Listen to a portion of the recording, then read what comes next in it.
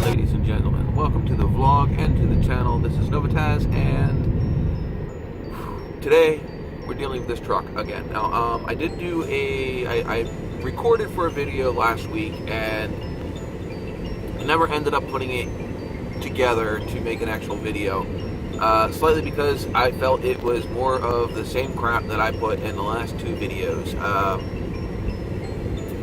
Tore down the valve body, switched some things around, trying to figure out what was the reason why it wasn't working, and did the air test for the clutch packs again and threw it back up in. Now, when I went to start it is where I came into a new problem. Battery wouldn't turn over the engine. At first I thought it was the battery itself, so we charged it. I came back a couple of days later, and I went to try to start it again. Battery said it was full charge, went click, and nothing. Battery dead, no turnover, click, click, click, you know, the whole BS frustrating shit. Oh, looks like we got some construction here. Let me get past this here and we'll get back to you.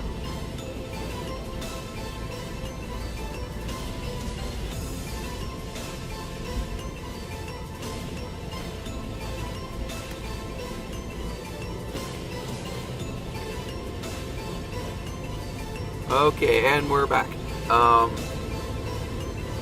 So, took the battery to go get it tested, and everything was coming back okay. It was reading enough volts. It's a 700 cranking amps or whatever, and it was at 691, which is well within range of specs for that battery.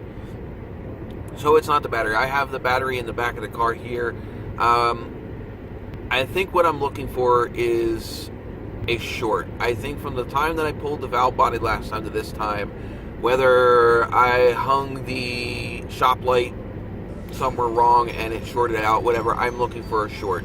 So today is what I'm going to be doing mainly, is looking for the short and trying to fix the battery issue. Once I get past that, we will, if I have time, I will test the truck again to see if the transmission is working. If it's not, I'm left with two options. One, pull the tranny back out of the truck and hold on, vlogging on the road, freaking stupid people. Anyway, so left with two options. One, pull the transmission back out of the truck, pull it back apart. I know the overdrive section works, so I won't have to pull that apart, and with that 850 some pound spring, I don't have to fuck with that.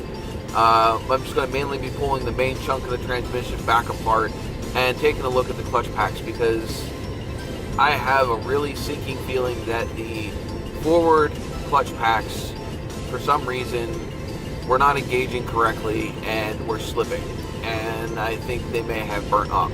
But we will find that out. Fingers crossed that nothing's wrong with the transmission and it works just fine.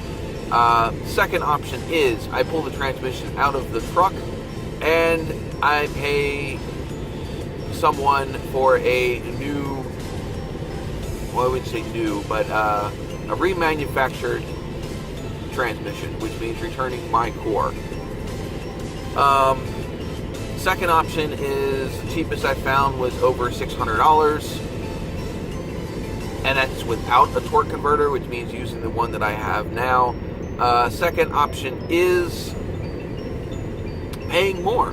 I'm not sure if I tear apart the transmission, what I'm going to find and if I'm going to be able to fix it. If it is the clutch packs, I might just go out and go buy a clutch pack kit and replace all the clutch packs again. I have to price how much just the clutch packs are by themselves and go from there.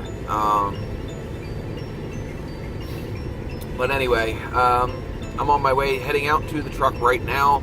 I'm going to be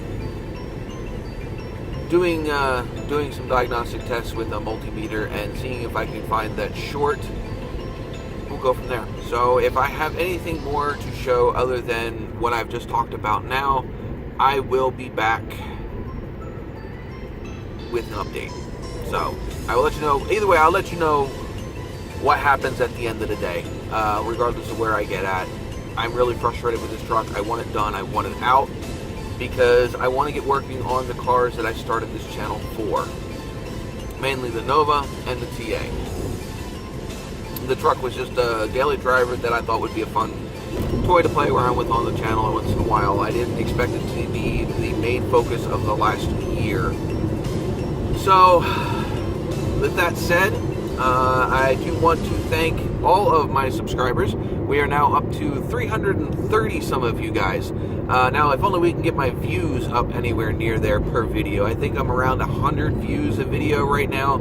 If we can even get up to 150 views for a video and say maybe 15 to 20 likes, that'd be great. Really help me with inspiration, motivation to keep going, as I have really been frustrated lately with this truck.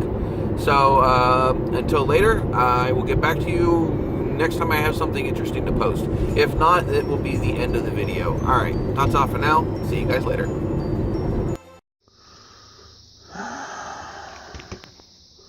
Alright guys, I have the valve bodies apart again, and I went over them really good. This is the valve body. This is part of the valve body from the junkyard. I'm going to use this part. I'm going to use all of the valve body from the junkyard, only because I've noticed several differences, and I think that might be the issue. Hopefully those differences don't matter when it goes up in the truck. You guys can let me know down in the comments if it does. Main difference I found is this check ball in the one from my truck. This is the one from the junkyard. This is the one that was in my truck originally.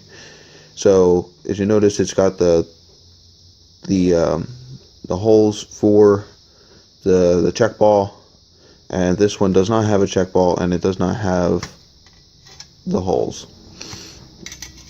So I think when I put the two separate valve bodies back together and made them one, maybe they weren't working quite well together, and maybe that would be the reason why I wasn't having any I was having pressure issues with the rear clutch, which drives the forward gears. So that is my theory. I'm hoping it works. I guess we'll find out when I throw it all back together and get it back up in the truck. The only other difference was in not this part, but in these parts of the valve body. This is the one from the junkyard. This power valve was different in the two of them as well. So, I don't know. I'm hoping that by putting them all together, complete as they were, doing a complete swap, that I will have fixed my issue. Alright guys, I have an update here. I did test the battery, like I said before. I hooked it back up. I then went and tested it with this multimeter here, and also did a amperage draw test, or basically where I'm looking to see if anything is pulling power, which I don't know if you can see that. There really isn't anything being pulled. So I don't think it's a short in the system or anything like that.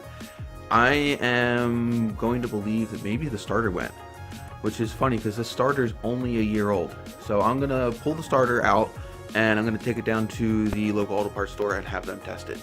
So I will get back to you after I am done doing that. Alright, so, oh, bad lighting. Alright, so,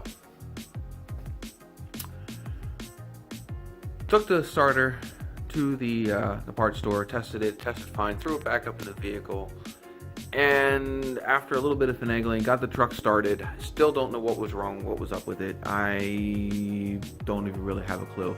But anyway, got the truck fired up, and I still have the same issue with no forward gears. So I am pretty positive that the rear clutch pack, which controls the forward gears, I have a feeling that the clutch packs are gone.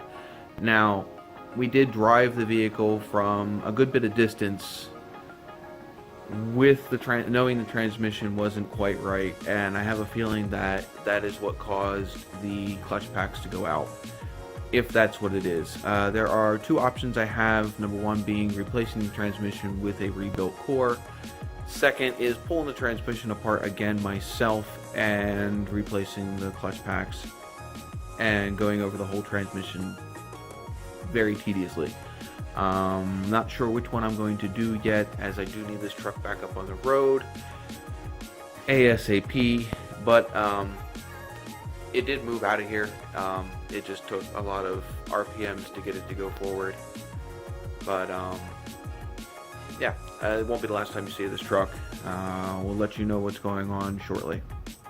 Alright, don't forget to like down below, leave me a comment of what you think it might be, and don't forget to subscribe, hit the little notification bell, and I'll see you guys next time.